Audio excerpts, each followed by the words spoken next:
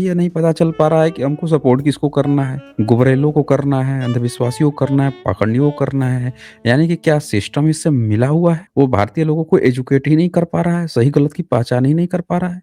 एक education system से हमेशा ये उम्मीद की जाती है कि वो अपने नागरिकों को सही और गलत का फैसला करना सिखाए। मान लीजिए आप अपने बच्चे की परवरिश कर रहे हैं और आप बच्चे को यही नहीं सिखा पा रहे हैं, कौन लोग अच्छे हैं, कौन लोग बुरे हैं, और बच्चे का लगातार शोषण हो रहा है। जो मन करे वही शोषण कर दे रहा है। क्योंकि बच्चा को आप ये बताने में असफल हो गए हैं, पेरेंटिंग में असफल हो गए हैं कि बच्चा चूज़ कर सके कि कौन अच्छे लोग हैं उनके साथ जाना है या कौन बुरे लोग हैं उनके साथ। बड़ा आसानी से जाकर शोषण करवा ले रहा है आपने। तो वही एजुकेशन सिस्टम है। एजुकेशन सिस्टम हर व्यक्ति को देता है। अब जाके इन कर्मकांडी बाबाओं से लोग शोषण करा पा रहे हैं, इसका मतलब कि एजुकेशन सिस्टम जो है वो आपको सही एजुकेट नहीं कर रहा है, वो सही और गलत का फ़र्क नहीं बता पा रहा है, जिसके कारण से ये लोग जो हैं इन लोगों पर हावी होते जा रहे हैं और ये लोग उसमें फँसते जा रहे हैं। अब इस तरह की बातें तो हम बहुत ढेर सारी की जा सकती है, लेकिन मैं आपको एक आज सैंपल दिखाना चाहता हूँ। वो सैंपल ज़रा देखिए। एक बाबा है प्रेमानंद, उस प्रेमानंद की बड़ी लोग तारीफ़ करते हैं। बाकी सब तो जाके चरण पे ही लेट जाते हैं, भाई साहब प्रेमानंद प्रेमानंद। और वो बंदा राधा की बात करता है, वो राधा जो कर्ण की माँ है। लेकिन इसकी राधा कर्ण की माँ भी नहीं है, क्योंकि महाभारत में एक राधा थी कर्ण की माँ, राधे नंदन थे। राधे नंदन कौन थे? कर्ण थे। मतलब माँ भी नहीं थी, पाली पोसी थी, सूत कन्या थी, ये बात थी यहाँ पे। तो इन लोगों ने भागवत पुराण में भी राधा का जिक्र नहीं आया। बाद में इन लोगों ने खुद से एक राधा ईजाद कर लिया और कृष्ण की इतनी सारी पत्नियां कम पड़ गई थी जो एक प्रेमिका की तरह जोड़ दिया गया। अब ये राधे राधे कर रहे हैं लोग। तो ये जो बाबा है ये कृष्ण की राधा की बात करता है। और यहाँ पे आप क्या देखेंगे कि ये बंदा सरेआम पाया गया आसाराम। आसाराम कौन है? आसाराम एक बाबा है जिसके आगे पीछे भारत के सारे नेता, चाहे बड़े नेता हो चाहे छोटे नेता हो, ये मध्य प्रदेश का था, उसके आगे पीछे सब चौखट चूमते हुए पाए जाते थे, सारे के सारे। मतलब प्रधानमंत्री तक भी शामिल रहे हैं सब। ऐसा नहीं है कि भारत के कोई छोटे मोटे और इधर उधर के लोग हैं। हर व्यक्ति इसके साथ आगे पीछे घूमता हुआ पाया गया। और जब ये पकड़ा जाता है, फंस जाता है, महिला यौन शोषण के केस में फंसता है, मैं वो दिखाऊंगा अभी आपको। तो अभी एक वीडियो खूब वायरल की जा रही है। पहले मैं आप लोगों को वो वायरल वीडियो दिखाता हूँ कि उसमें क्या बोल रहा है। ये प्रेमानंद जो है, आप चेक कीजिएगा, ये प्रेमानंद ही है ना? वीडियो से आप लोग देख के बता दीजिएगा, क्योंकि ये वायरल वीडियो है। मैं वायरल वीडियो दिखाने जा रहा हूँ। एक्स पे खूब वो इसका प्रचार प्रसार किया जा रहा है। मैं एक बार फिर से कहता हूँ, इस वीडियो की मैं कोई पुष्टि नहीं करता हूँ। ये वायरल वीडियो है।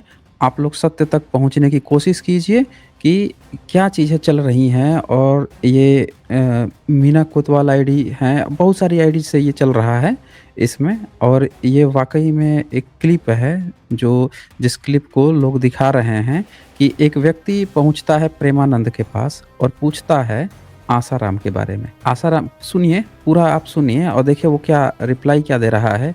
प्रेमानंद को लोग सोचते हैं कि बड़ा अच्छा आदमी है, बड़ा अच्छा आदमी है, लेकिन एक सोचिए कि आसाराम जिस पर बलात्कार के आरोप है, बलात्कारी जिसको कहा जाता है, उसके बारे में ये बंदा क्या बोलते हुए पाया जा रहे हैं, जरा सुनिएगा ये। बाबा, मैं श्री आशाराम बापू जी से नाम दीक्षा ली थी। मेरा भजन अच्छा चल रहा था, पर उनके जेल जाने के बाद मेरी श्रद्धा पर आघात हो गया। हाँ, ये बाहरी। हाँ, तो ये आप लोगों को अगर साउंड आ गई हो तो एक बार आप मुझे क्लियर कर दीजिए कि क्या आप लोगों को साउंड सुनाई पड़ी है? क्या साउंड आप लोगों को आ रही है? अगर साउंड आ रही है तो आप लोग एक मुझे कंफर्म करें, तो मैं आप लोगों से आगे बढ़ता हूँ। दरअसल इस वीडियो में ये क्वेश्चन जो आया है, उसमें क्वेश्चन में क्या पूछा जा रहा है कि आसाराम पे एक बिलीवर जो है, जो अपने को तथाकथित ब्राह्मण हिंदू जो भी है, ये पहुँचता है प्रेमानंद के पास और जाके क्या कहता है कि देखिए मेरा ना आसाराम पे बड़ी श्रद्धा थी, बहुत भयंकर श्रद्धा थी, और आसाराम को सज़ा हो गई है बलात्कार के केस में, और या जेल गया हुआ है। वो बहुत सारी लड़कियों ने या जितनी भी लड़कियाँ हैं जो है उस पर आरोप लगाई हैं, सत्य पाया गया है। तो उस कारण से इसको आघात पहुँचा है आस्था का। ये बंदा ये बोल रहा है। अब यहाँ पे दिखाया जा रहा है कि प्रेमानंद महाराज का आसाराम के बारे में क्या कहना है, वो ज़रा सुनिए आप। आप देखिए कि क्या कोई व्यक्ति अगर सज़ा व्याप्त है, अब इसकी आप लोग देख लीजिएगा क्या है जो भी है, लेकिन प्रेमानंद का ये जो स्टेटमेंट है, वो कहीं से भी क्या सही है? सुनिए ज़रा ध्यान से। बाहरी बात है। बाहरी बात इसलिए हम कहते हैं कि भगवान का लीला विलास चलता रहता है। अच्छा। हाँ, इस बात पे जाओ कि वो जेल में है।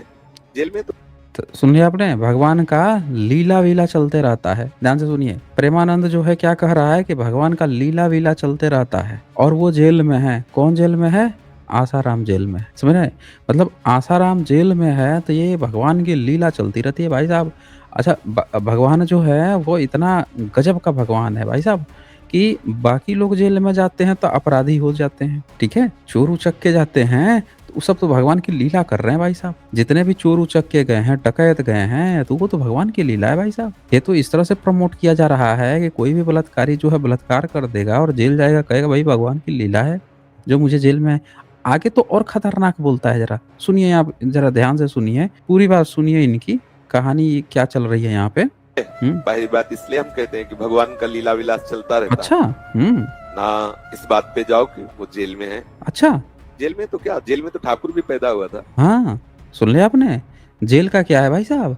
जेल में तो ठाकुर भी पैदा होता है, समझ रहे हैं? जेल में ठाकुर पैदा हो जाता है भाई साहब। अब बताइए आप हमें कि जेल में ये ठाकुर पैदा कर रहे हैं, जेल में ठाकुर पैदा हो जाता है, इसीलिए वो बात तो भूल जाओ भाई साहब। सुन रहे हैं आपने कहानी इनकी? मतलब वो जेल में गया है, उस पर वो लगा हुआ है, बलात्कार की सजा चल रही है और ये क्या बोल रहे हैं कि भाई साहब ये तो भूल जाओ, अब वो तो भगवान की लीला है और ठाकुर भी पैदा हो जाता है भाई साहब। कैसा ठाकुर पैदा होता है, आइए इनका हम सुन ले भाई साहब, ये कौन सा ठाकुर पैदा कर रहे हैं।